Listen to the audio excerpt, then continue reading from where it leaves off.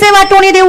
आम्ही तुम्हाला सांगू खरं काय आणि खोटं काय. ज्याला कळालं ही संत मंडळी, ज्याला नाही कळालं अहंकाराचा वारा, ज्याला कळालं तो सुखी आहे, ज्याला नाही कळालं तो अहंकारात आहे. विनंती या दोघांवरही कृपा असावी. कळतंय? ज्याला कळालं त्याच्यावरही कृपा असावी आणि ज्याला नाही कळालं त्याला कळावं ही तरी कृपा असावी. मला कळतंय ना, माझ्यासाठी तरी होय म्हणा रे, नसलं कळत तरी म्हणा, माझ्या समाधानासाठी म्हणा. तुम्ही मुदाम करताय, मुदाम.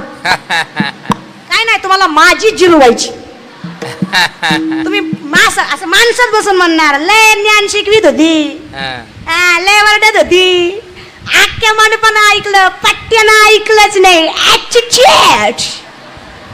कशाचा दादा? अरे 7 कोटी घरं शुद्ध कांचनाची आहेत, रावणाची. एका घराची चौकट 22.5 क्विंटल.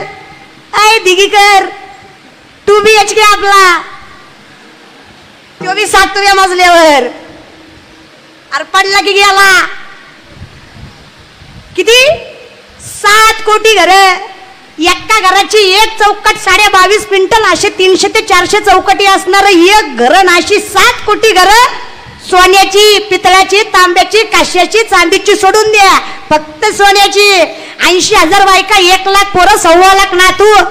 अरे नवग्रहाच्या पायऱ्या कुबेर राखणीला, गाढव वळी गजानन, सटवी करी बाळांतपण.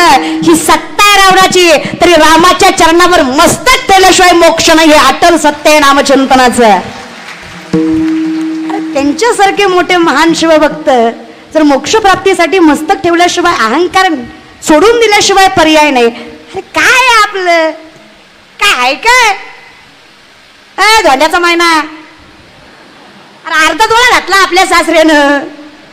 महिनाभर स्टेटस टीव्हीत होता, लाडाचा जावाई गेला सासरवाड्याला, कवर अर्ध्या तोळ्यावर एवढं. आणि कुठला महाराज म्हणला रे तुम्हाला धोंड्यात जावाई खाऊ घालायचा असतो? त्या महाराजाला अंधारात नेऊन ठोकाला का?